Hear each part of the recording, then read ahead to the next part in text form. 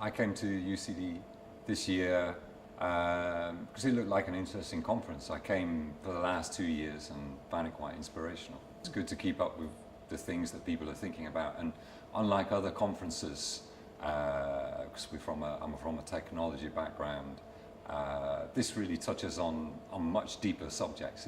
It's broad, and there's a lack of kind of just straight explanation of how you do things, and more of the why you want to do things, and what effects it can have. We touched on a lot of things, and there seem to be quite a few themes coming through quite strongly. I mean, first of all, the responsibility of people working in UX to not use tools destructively. So quite a few people have talked about Hooked, and this book has been out a few years, but it started to be used in by UX designers and usability researchers to help shape how applications become more sticky. And a lot of people have touched on the morality of using techniques like this as opposed to being utilitarian. So I really enjoyed that, and discussing with some of the people here the dilemmas around how you should approach building applications, particularly applications that can be destructive to people in a social context. I mean, user-centered design it seems like a changing profession.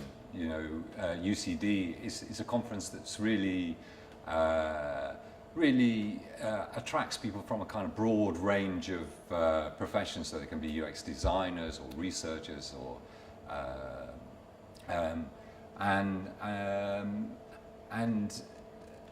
but most of us are involved in making these artifacts, so software and computer interfaces that you can touch or click on that work on web browsers or telephones.